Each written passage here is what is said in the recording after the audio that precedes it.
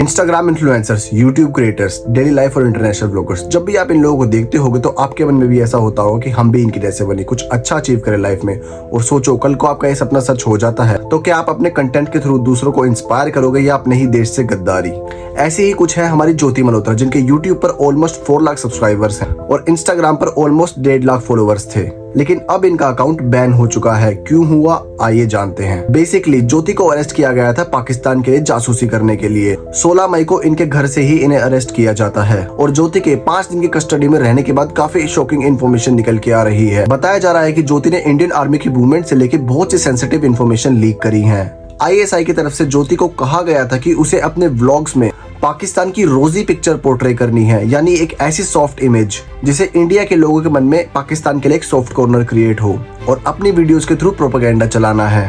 Danish, Pakistani high commission के staffer, जिसे 13 मई को इंडियन गवर्नमेंट धक्के मार के निकाल देती है क्योंकि ये इंडिया पर जासूसी कर रहा था ऑपरेशन सिंदूर के दौरान। वहीं ज्योति को पाकिस्तान की हाई कमीशन की इफ्तार पार्टी में देखा जाता है जिसमें वो दानिश से मिलती हुई दिख रही है। जब दानिश को निकाला जा रहा था तो उसने ज्योति को पाकिस्तान के इंटेलिजेंस ऑपरेटिव शकीर से लिंक करवा दिया। इन्होंने इंफॉर्मेशन एक्सचेंज करने के लिए व्हाट्सएप, टेलीग्राम, स्नैपचैट जैसे एनक्रिप्टेड ऐप्स को यूज किया। ज्योति ने शकीर का नाम जट रंधावा नाम से सेव किया हुआ था ताकि किसी को शक ना हो। पहलगाम अटैक के बाद ज्योति और एक आदमी को पाकिस्तानी हाई कमीशन के बाहर केक ले जाते हुए देखा जाता है और सेम इसी आदमी को पाकिस्तानी हाई कमीशन की इफ्तार पार्टी में ज्योति के साथ ब्लॉग में भी देखा जाता है। ज्योति ने 2023 में पाकिस्तान को 2 बार विजिट किया। ISI के द्वारा उसे एक लॉन्ग टर्म एसेट के रूप में इस्तेमाल करने की कोशिश थी। आपको बता दूं, ज्योति ने 2024 में चाइना को भी विजिट किया था। इस केस से रिलेटेड अभी तक टोटल 12 अरेस्ट हो चुके हैं हरियाणा, पंजाब और उत्तर प्रदेश में। इस केस के बाद ज्योति मल्होत्रा जैसे लोग जो देश से गद्दारी कर रहे थे वो तो एक्सपोज हुए ही साथ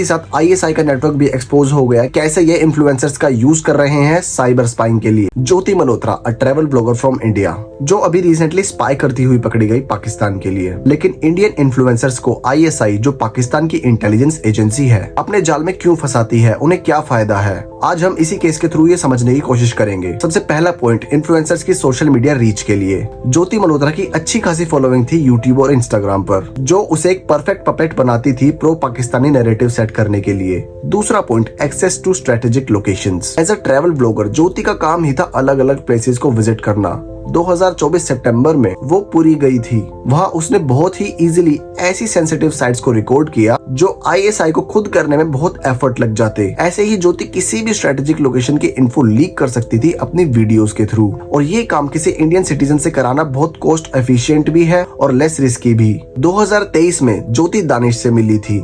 ये वही दानिश है जिसे इंडिया ने धक्के मार के निकाला था क्योंकि ये इंडिया पर जासूसी कर रहा था। हो सकता है दानिश ने ज्योति को पर्सनल कनेक्शंस के थ्रू टारगेट किया हो या कोई फाइनेंशियल लालच दिया हो, और ज्योति के पाकिस्तान और चाइना के लेविश ट्रिप्स को देखकर यही लग रहा था कि उसकी फंडिंग कहीं से आ रही है। साइबर स्पाई का एडवांटेज। ज्योति ने व्हाट्सएप, स्नैपचैट, टेलीग्राम जैसे एनक्रिप्टेड ऐप्स को यूज किया इंफॉर्मेशन लीक करने के लिए। ये ISI का नेटवर्क तो बढ़ाता ही है, ये लो रिस्की भी है और कम टाइम में ज्यादा इंफॉर्मेशन गैदर करने में मदद करता है ISI को। इसके पीछे कुछ जियोपॉलिटिकल मोटिव्स भी हो सकते हैं।